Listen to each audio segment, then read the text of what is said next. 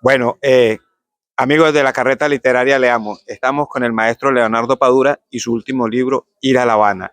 Y queremos tocar un tema que es relevante en su vida y que a mí me apasiona también, el béisbol. En ese orden de ideas, si todos los escritores fueran un equipo de béisbol, ¿cuál sería su posición? Yo soy zurdo. Sabes que los zurdos tenemos limitadas las posiciones que podemos jugar en el béisbol. Como no tengo gran velocidad en el brazo, no podría ser pitcher. Como no soy alto, no podría ser primera base. Y como soy muy malo, tampoco pudiera jugar en los jardines. Entonces creo que sería el cargabate del equipo. El bad boy. El bad boy del equipo. Pero bueno, habla y respira béisbol. Sí. Yo toda mi vida he tenido una relación muy intensa con el béisbol, muy intensa. Desde niño, en el barrio donde yo nací, imagínate que cuando yo nazco en un hospital, como es normal, a los 3 días vamos a mi casa, en mi cama, en mi cuna, había 2 objetos. Había un pequeño osito de peluche y una pelota de béisbol. Desde siempre he estado relacionado con el béisbol. Una de las primeras fotografías que tengo ya andando es con un uniforme de béisbol del equipo que mi padre era fanático. Y ahí en el barrio empecé a jugar con mis amigos, primero en la esquina de la casa, después fui a los terrenos que estaban más o menos por los alrededores, y ya como a los 10, 11 años empecé a ir a un terreno profesional, en un centro deportivo municipal que se llamaba Ciro Frías. Pero en la escuela yo todo el tiempo estaba pensando en el béisbol y diseñaba terrenos de béisbol, y además tenía y tengo todavía en la casa una libreta, una vieja libreta en la que recortaba fotos y estadísticas de los partidos de béisbol de los periódicos, recortaba y las pegaba, porque pensaba en el béisbol. Hasta los 18 años yo sobre todo jugué béisbol. Y en ese terreno de ese círculo deportivo, pues había algunos instructores que habían sido grandes jugadores de béisbol, y entre ellos estaba Fermín Guerra, que fue catcher en las grandes ligas en los años 50, y con ellos aprendí mucho.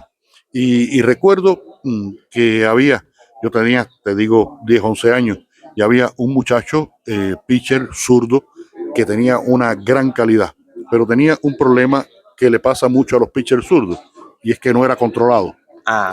Y Fermín Guerra le hizo un ejercicio que fue poner una llanta de automóvil colgada de una pared y lo ponía a la distancia del pitcher, y tenía que pasar 100 pelotas por el centro.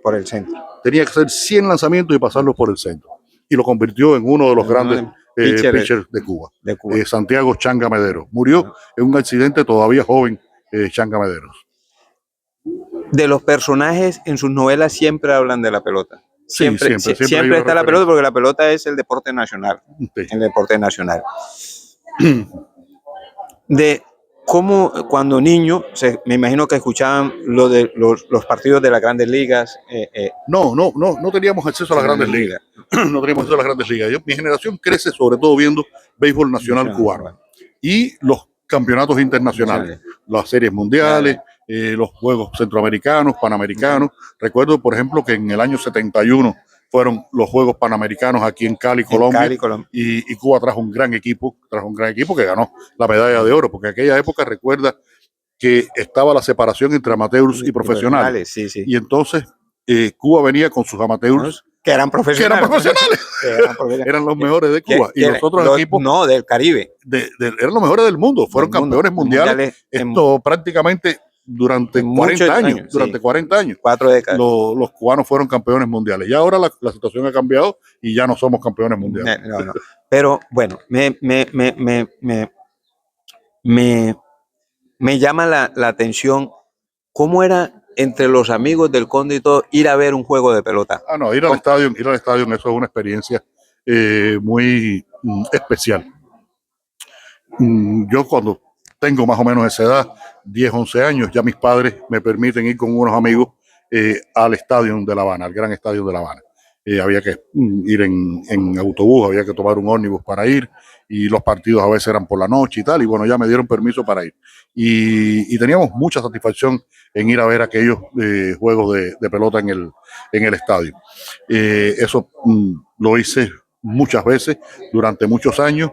Ya en la actualidad lo hago menos. Y he tenido además la posibilidad de ver partidos de béisbol en Japón, en Holanda, en Estados Unidos, en México y me falta un país. República Dominicana. Y República Dominicana. Y República Dominicana.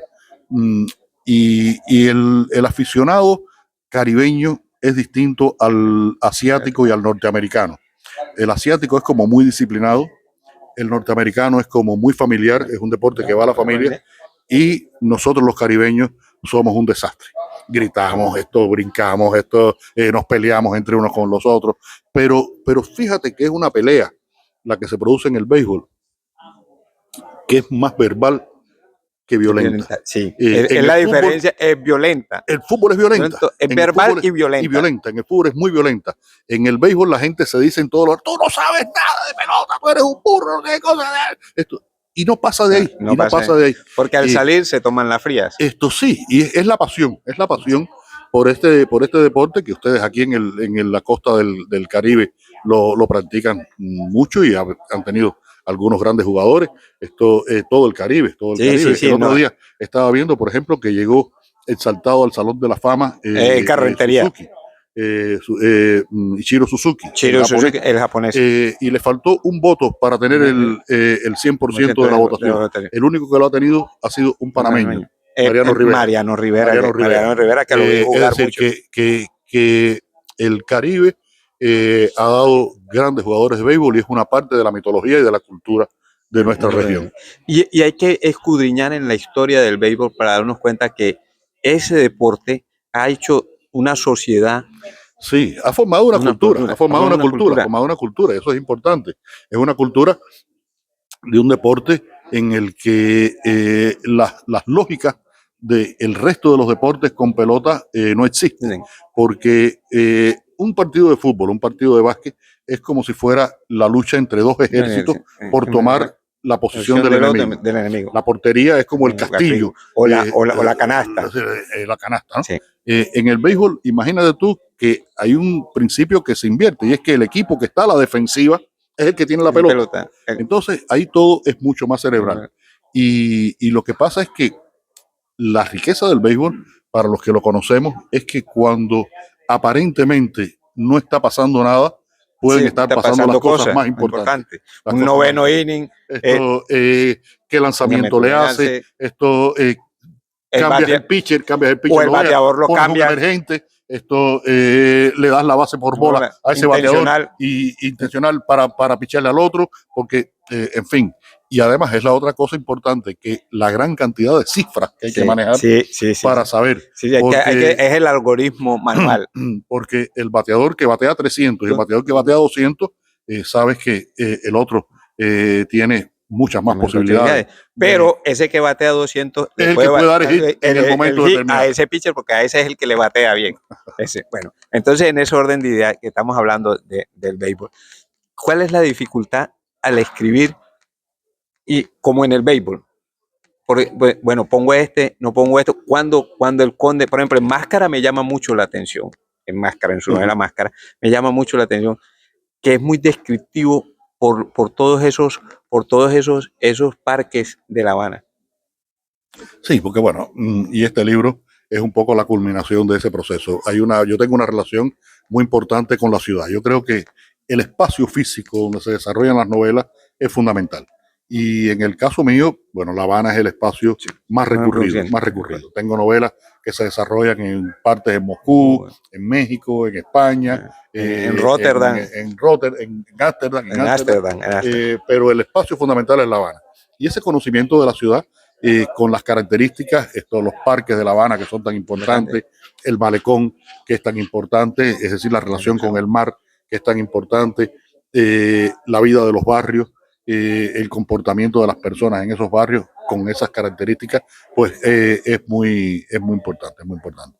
Así que bueno, aquí en Colombia el libro le ha ido muy bien en casi todo el mundo. Espero que aquí en Colombia le vaya bien y que ustedes lo tengan ahí en la carreta y que mucha gente No, lo lea. no, y lo comparto en los colegios, lo leo y vamos a hacer una serie de lecturas con estudiantes de bachillerato Ajá. en el que vamos a incentivar el hacer el ejercicio de leer, así como el pitcher tiene que ir a ejercitarse Y tomar control, tirando mucho, hay que leer mucho. Hay que leer mucho y hay que hacer el ejercicio, porque el gran problema es que aprenden a leer y luego no lo practican. Claro.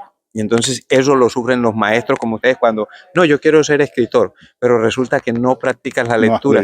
Y la gran escuela de escritura es la lectura. Es la lectura. Es la primera escuela de escritura. Es la bueno, pues te agradezco mucho tu invitación a esta carreta con la que vas recorriendo toda esta ciudad haciendo esta maravillosa promoción de la lectura. Muchas gracias. Perdóneme, yo le tengo que agradecer a usted porque usted es el que me alimenta a mí.